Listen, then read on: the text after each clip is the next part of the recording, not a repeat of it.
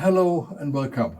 Today we deal with this letter from the Apostle Paul to his co-worker Titus. To start with, we know that Paul, after having been in prison for the first time in Rome, he undertook some more journeys.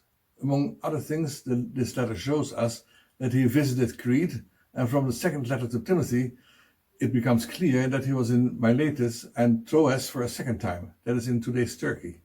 He also visited Nicopolis, Titus 3 verse 12, which was in the northwest of Greece. So Paul visited Crete, as we will see, and this is important for this letter. Okay, now we come to our three questions. What do we know about Titus? Secondly, what kind of people were the Cretans? And thirdly, what is the main subject of this letter?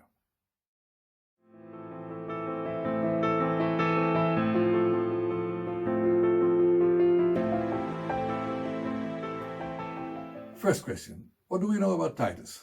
Well, Titus, like Timothy, was a co-worker of the Apostle Paul. In the Acts of the Apostles, we do not read about him, but in Paul's letters, he is mentioned more often. And so we can reconstruct some of his history. Titus 1 verse 4 shows that he had come to faith through Paul's testimony. He, like Timothy, was his spiritual son. Galatians 2 verse 1 to 10 shows us that he traveled with Paul to Jerusalem for the Apostle Convent, Acts 15. And what is important there is he was Greek.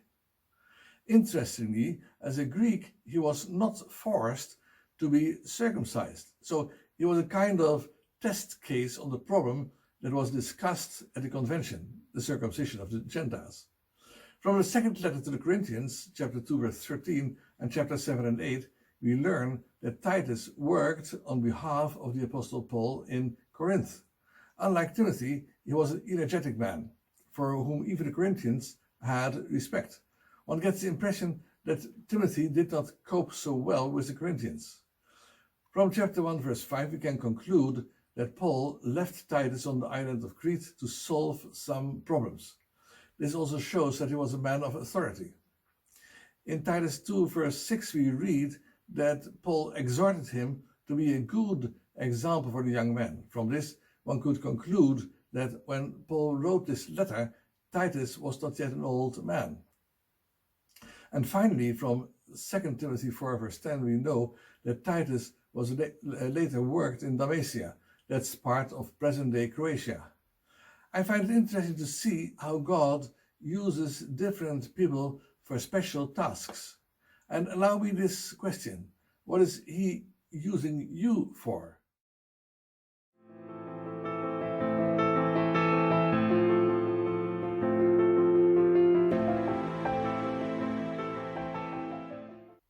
Second question, what kind of people were the Cretans? From chapter 1 verse 9 to 12 we can conclude that the Cretans were not necessarily the most pleasant people to work with. They had a bad reputation.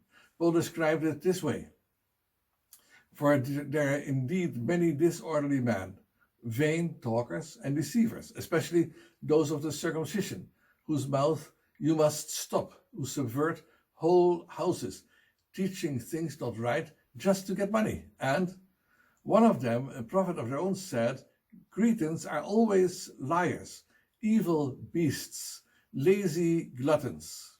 And Paul could add, this testimony is true. 1 verse 13. Well, that doesn't sound very positive.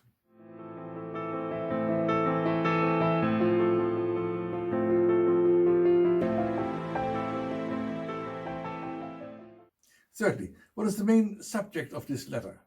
Now, apart from the fact that Titus was given the task of appointing elders in the congregations, he had to focus on changing the behavior and attitude of the Cretans. What stands out is that the words good works play a major role in this letter. They occur 7 times.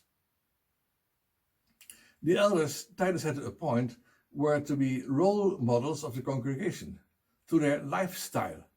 That is why we find clear criteria here according to which they should be elected.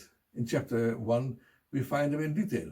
Well, in this letter, the Cretans are further taught, and we too, that also we should do good works for the glory of God. And I think that's the main message of this letter.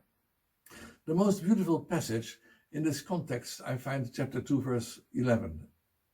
It begins with, "For the grace of God has appeared, bringing salvation to all men, teaching us," and then ends with, "and purified to himself a special people, diligently in good works." What I find so beautiful here are the words, "the grace of God has appeared." Not the law or the whip, but grace. This grace is a person. It's Jesus Christ. And look in the Gospels how he was. He came to save a broken humanity and to teach them how to be healed and then to live to the glory of God. By the way, in the Catholic and Orthodox Church, good works play a major role in the salvation of man. Because we, evangelicals, know that we are saved by grace, good works seem not to be too relevant for us. Perhaps this is the reason why we do not focus on them so much. We are saved by faith, but we should also do good works. It's clear from this letter that good works are very important also for us. Let's look for opportunities to actually do them. Really, the letter to Titus is one that should be not only read more often, but it should be applied. And let's do good works. Unfortunately, the time is over. There's much more to be said about this letter. Until next time. Then we continue with Paul's letter to Philemon.